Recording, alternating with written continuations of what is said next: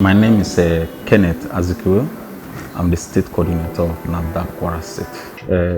The World Breastfeeding Week is a week set aside by the World Health Organization and UNICEF to draw awareness and galvanize support for the practice of breastfeeding. And for optimal infant growth, a child should be exclusively breastfed for the first 6 months, beginning from 1 hour after birth, and thereafter an adequate and appropriate complementary food is introduced while breastfeeding is continued for a minimum period of 2 years or beyond. And that is when you have optimal, that is what we mean by optimal infant feeding.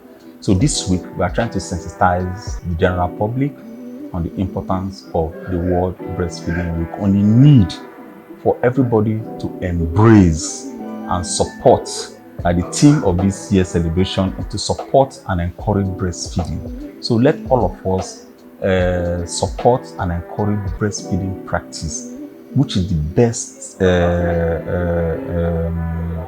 nutrition. You know, we normally call it the gold standard of nutrition for any newborn child, so that it will guarantee optimal infant growth and development. NAFDAC is mainly the code of there's what we call the code of marketing of infant and young child feeding.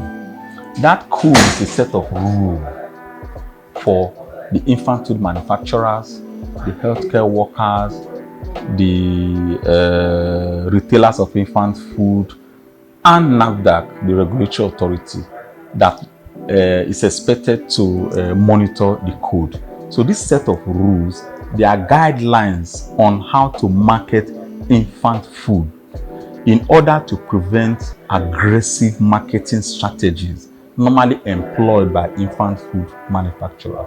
So we in NAFDAC are there to protect the code, to ensure that the infant food manufacturer, the healthcare workers, and all key players go by the rules of marketing of infant and young child feeding. So what we basically do is that we enforce the code.